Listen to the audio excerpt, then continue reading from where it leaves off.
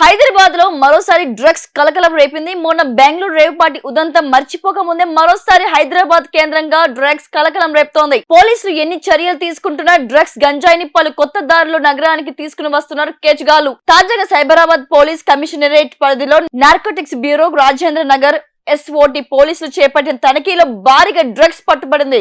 ఈ తనిఖీలో 4 నైజీరియన్లతో పాటు ప్రముఖులు అరెస్టు చేశారు పోలీసులు. వీరిద్దరి నుంచి ఏకంగా 2 కోట్ల విలువైన 200 గ్రామ్ కొకైన్ స్వాధీనం చేసుకున్నారు. ఈ కేసులో స్టార్ హీరోయిన్ రకుల్ ప్రీత్ సింగ్ సోదరుడు అమన్ ప్రీత్ సింగ్ ను పోలీసులు అదుపులోకి తీసుకున్నారు.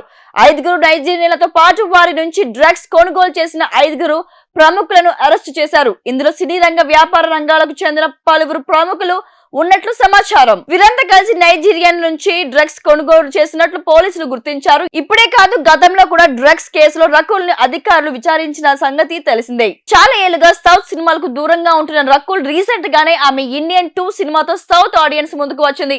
ఆమె సోదరుడు అమన్ కూడా హీరోగా నటించాడు.